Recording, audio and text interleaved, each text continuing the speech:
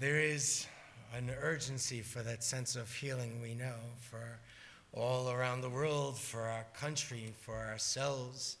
There's lots of heartache, and still we come together for Shabbat so that we can be renewed and go back out again. This is a sanctuary, to be sure, not just for us to hide, to be sure it's not that, but to be inspired, to be moved, to be touched. So that's what we're doing here. That's what I'm doing here. I hope that's what you're doing here. And I think for the rest of the evening and over the course of Shabbat, even into Sunday, we have some friends that are going to help share that inspiration and to open some doors. We're going to be putting on a projector. I know it's a little bit unlike me, but we're going to be putting on a projector. That's okay. I'm telling you it's going to be okay. We're going to be dimming the lights if we have a problem with that, because we want people to be able to see. We're going to make sure that we'll be able to all have access to the projector, and if we have a problem, talk to Catherine. So let me tell you about our friends who are here. You can kind of tell where they're sitting based on the superheroes on Kippot.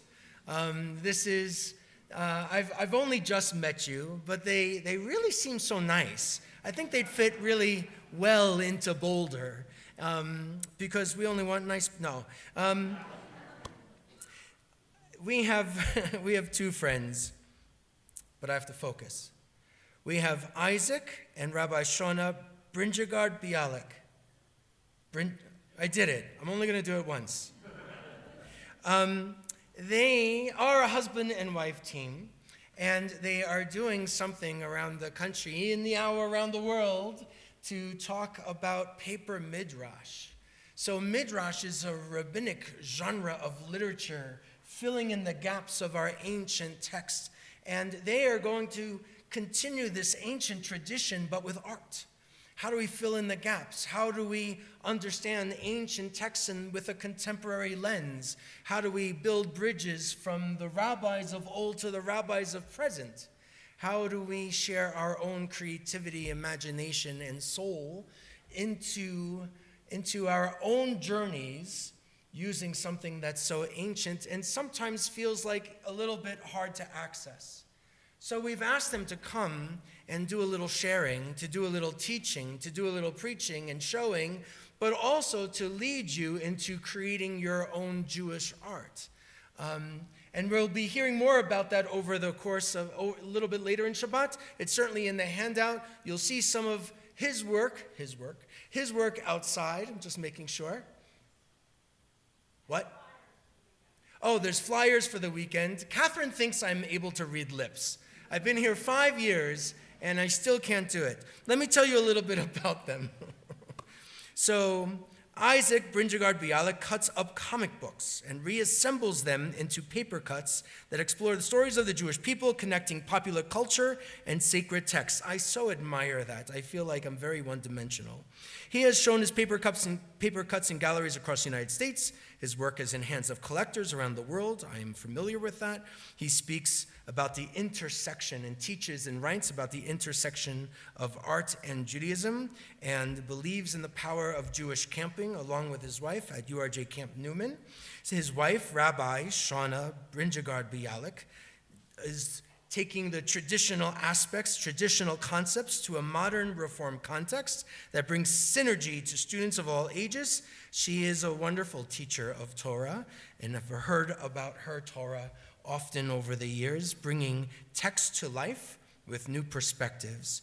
She also went to the Hebrew Union College Jewish Institute of Religion in Cincinnati, was ordained part of the first Los Angeles class, served as associate rabbi in Northridge, California, has been a member of the faculty also of URJ, the URJ, Union of Reform Judaism, the Reform Movement's Camp Newman in California for the past dozen or so years, is currently on the faculty also in the School of Education at the Hebrew Union College, and we're really delighted to have you folks here. So come and join us and share your Torah. Awesome.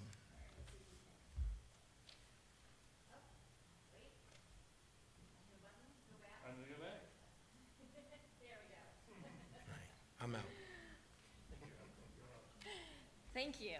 We're really excited to be here. We got to walk a little bit in Boulder today.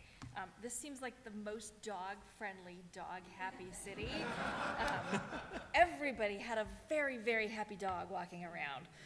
Yeah, those dogs were all self-actualized and fulfilled in a way that I don't think humans usually are.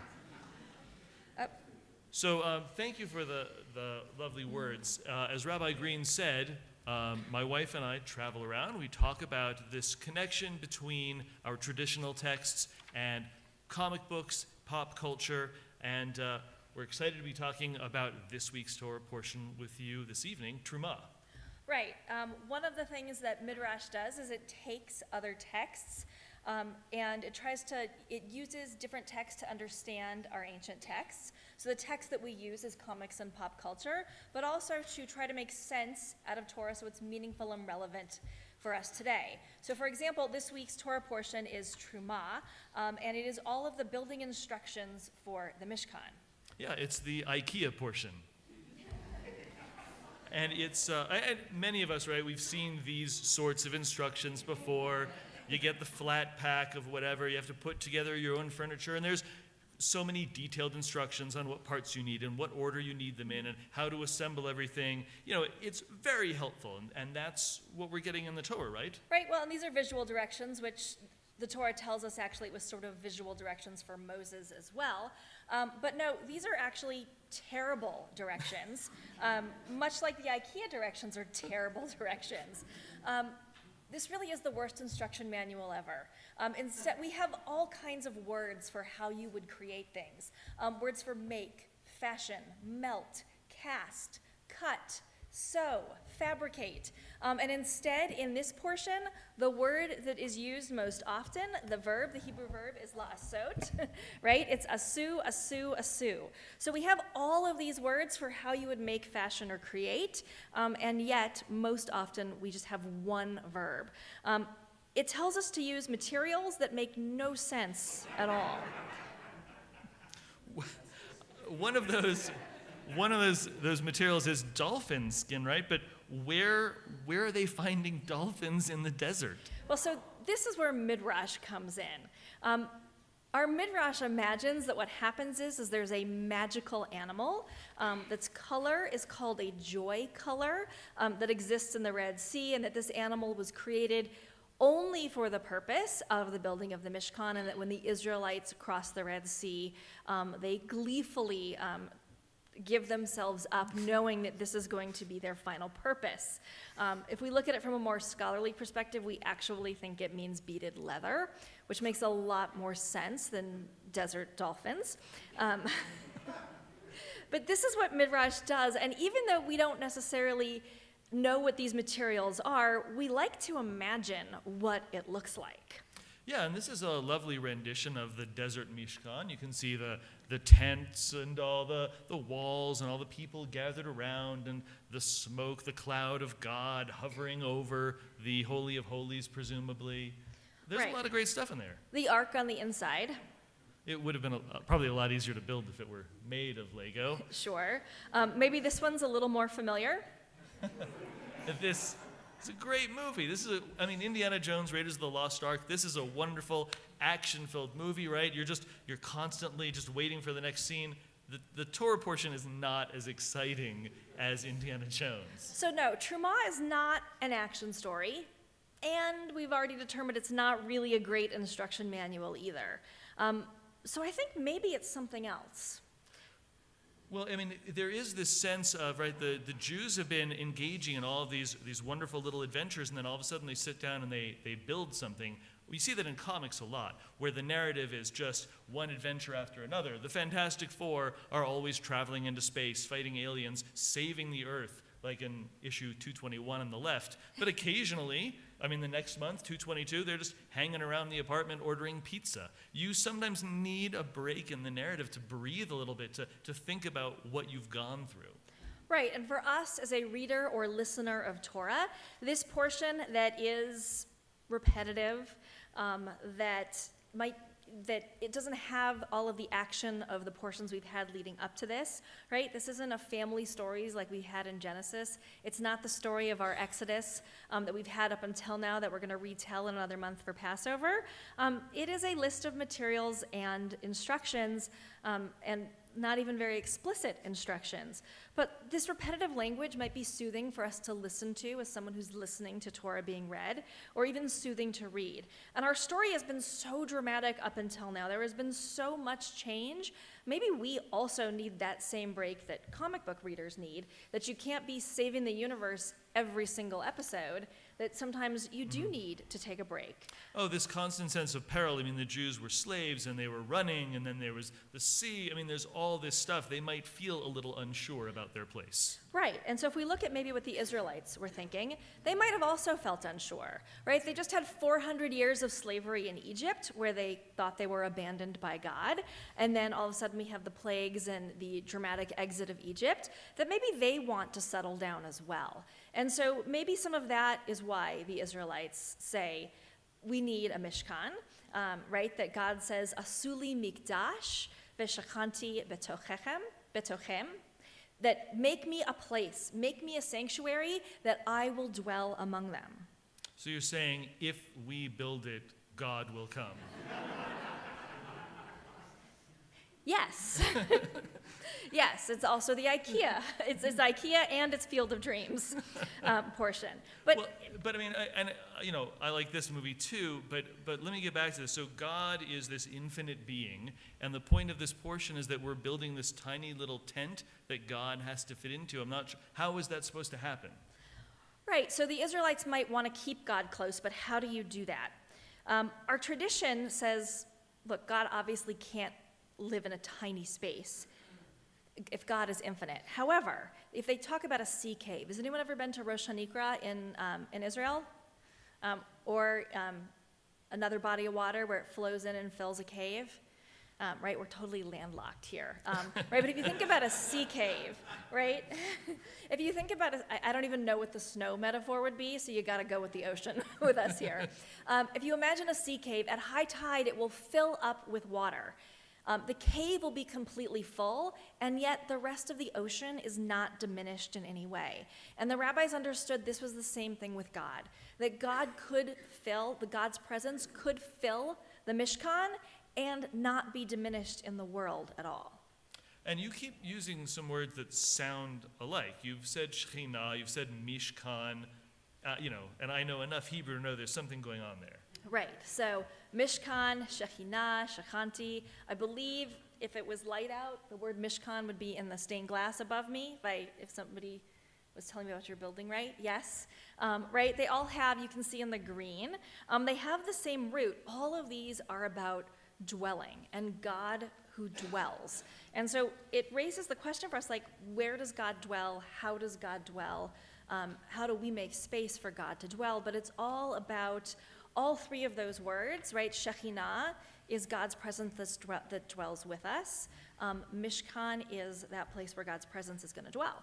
Yeah, and I mean, obviously we think about superheroes in a certain way, right? We imagine Superman sitting up on a cloud above Metropolis, maybe looking out to make sure, are there any bad guys around that I need to stop? I mean, there is this sort of godlike power that he has, but that's not the way we think about God dwelling.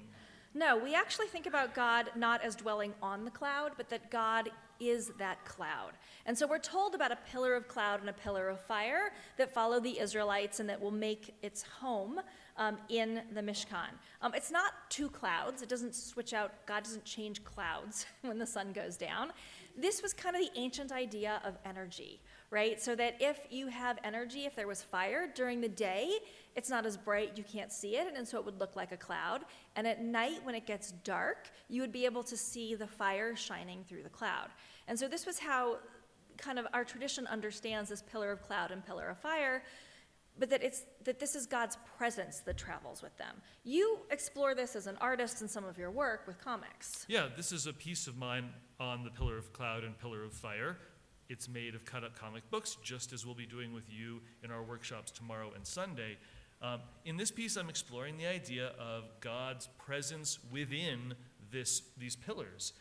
God's sentient, presence, protective presence, the Shekhinah. And I'm using a character invented by actually a Jewish comic artist named Jack Kirby.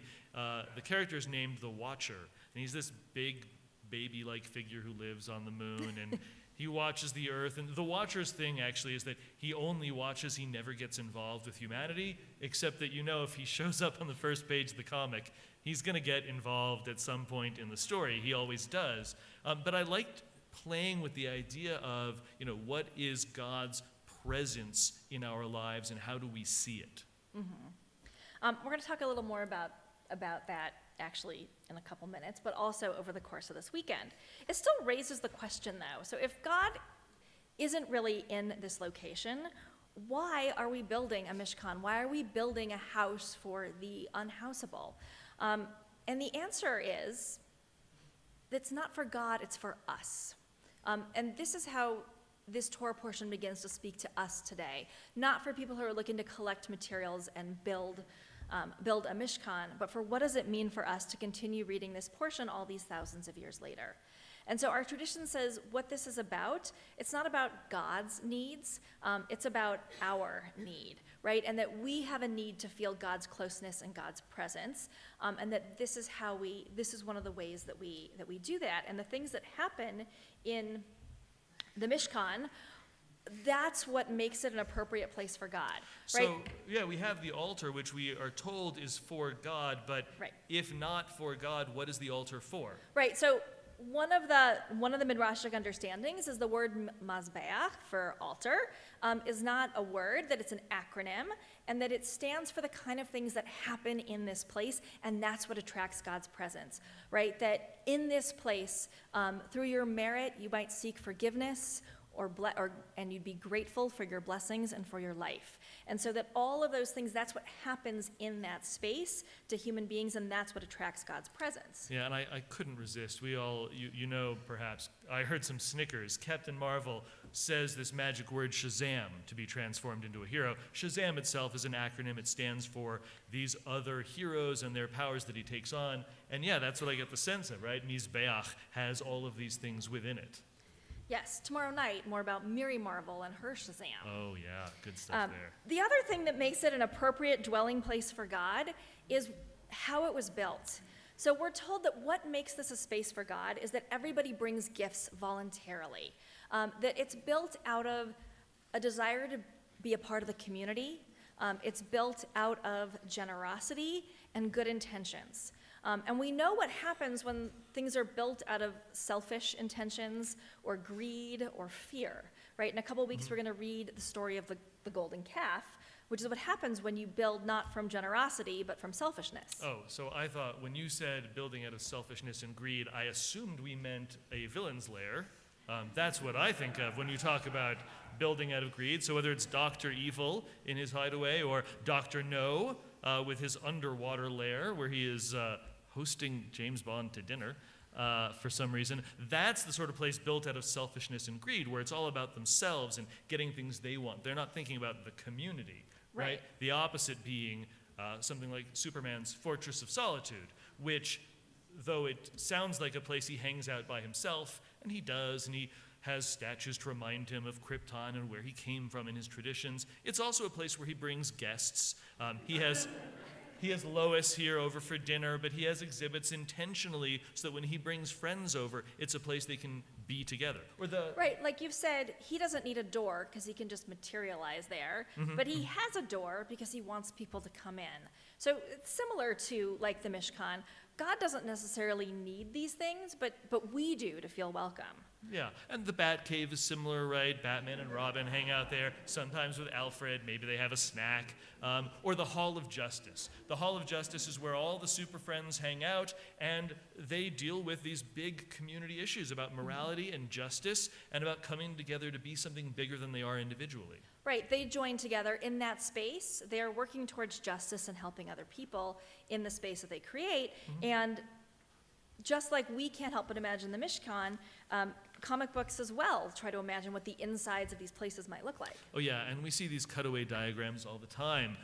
What does the inside of the Fantastic Four's headquarters in the Baxter Building look like? Or, what does the inside of the Justice League headquarters look like? This is one of their places that's sort of carved out of a cave, and you can see their meeting chamber and the lab and the showers for some reason they felt necessary to put in there. We want to know what goes on inside. We do the same thing with the Mishkan, right? That we also try to visualize and imagine what that space might have looked like. But when we do that, we also try to figure out what does it mean and why. So when we imagine the space and we look at it and we say, the menorah, the light, it's outside of the curtain. Why is it there? And the answer that our tradition says is that it's not for God. God doesn't need light, but we need light. And the menorah exists to teach us that the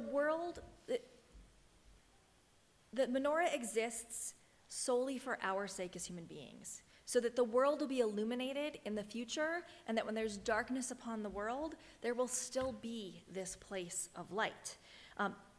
When we look at the items in the Mishkan, and even the Mishkan itself, it's not about how do I build the menorah, it's about what does it mean.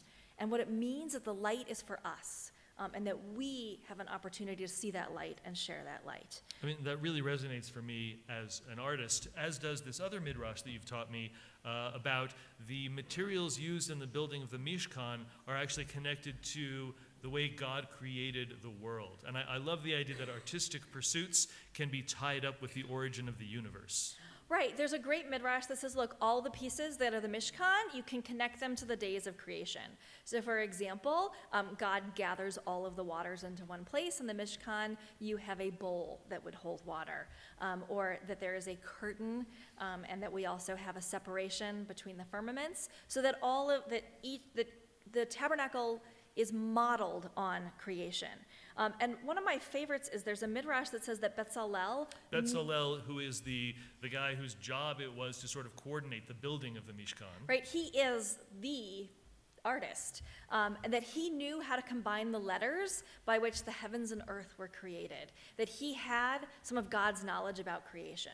Yeah, that's a fascinating idea to me. I mean, comic books are not just picture, but these words as well, which give you this emotional sense of what's going on in the story, and how important those words are in the very form of them to our story. I think about the importance of the letters in the Torah and the carving of the Ten Commandments, how integral that is to our understanding of what they mean. So artists are kind of superheroes. Oh, totally. I mean, Green Lantern is one of my favorite superheroes. There have been different versions of him. John Stewart was an architect who then gets this ring. And the ring allows you to build whatever you can imagine. So a lot of his constructs look like buildings. Or Kyle Rayner was a graphic designer and an artist. So his constructs always look like he's drawing them. Yeah, you get these godlike powers in an artist, and they use it to build and create things. So our tradition understands that these powers, right, are a way for us to connect to the divine, that we can create things with our hands that connect us to the divine. And again, here's another one of your works. This is one of your versions of the Mishkan. Yeah, there is this wonderful relief carving that you can see in the northern part of Israel, and it represents the mobile Mishkan, which they envision with these columns in a very traditional Roman style and these big wheels underneath it. I love the idea that they were so literal about, this temple and it is mobile. This is made up of cut-up comics featuring Jewish heroes like the Thing from the Fantastic Four. And yeah, playing around with the way we understand our text and what it means to us, the work that we're going to do in the workshop tomorrow is so fulfilling to me. It really connects me to the text in a way that sometimes just reading it doesn't. Right, so one could also say this then is the artist's portion. But there's another way we can understand this piece of Torah for our lives today. Another midrash tells us that, and the thing I love about midrash is they totally contradict each other. So right after it says that each piece of the Mishkan is connected to the creation of the world, we have another one that says, no, it's connected to parts of the human body, right? So that the wood frames are like ribs, goat hair is hair. That one's a little obvious. That one's a little obvious, right? But that each of these things, that it really means a human body, and that the Mishkan is a model for the human body. which means when we read this portion, maybe the best way to read it is through the eyes of the Malbim. He is a 19th century commentator, and he translates and understands this not to be, I will dwell among them, but build me a holy place, and I will dwell within them. That God dwells within us. That when we create community through generosity, through the gifts that we bring and share with each other, that creates a space that welcomes God to dwell. But not just that, but that inside us, we can create inside our heart a place for God to dwell. This changes how we read this portion, because then we're no longer looking to build a tent for a transcendent, otherworldly God that we hope might come down and dwell with us. Instead, when we read Torah through Midrash, we find that God actually dwells within us. And that the message from these directions aren't really directions on how to build, but instead their repetitiveness and the slowness of the story teaches us to slow down, to recognize the divine energy within each of us wherever we are. And so this Shabbat, may you open your heart to generosity and faith and hope for the future.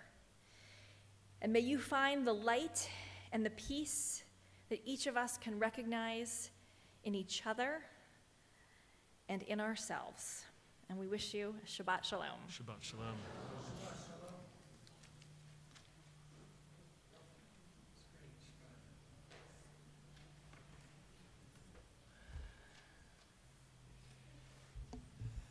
That was awesome. I have memories of Channel 11 in New York from 1974 and cartoons, and I had some deep Torah, and we had these images that were thoughtful and playful and beautiful and inspiring, and most of all, something that I think I need, and lots of rabbis, I would say, need to be reminded that we're all coming from such different places, and how do we open doors to Jewish ideas and love and life, and I thought that was beautiful. So, yishkoach. Let's move to conclusion.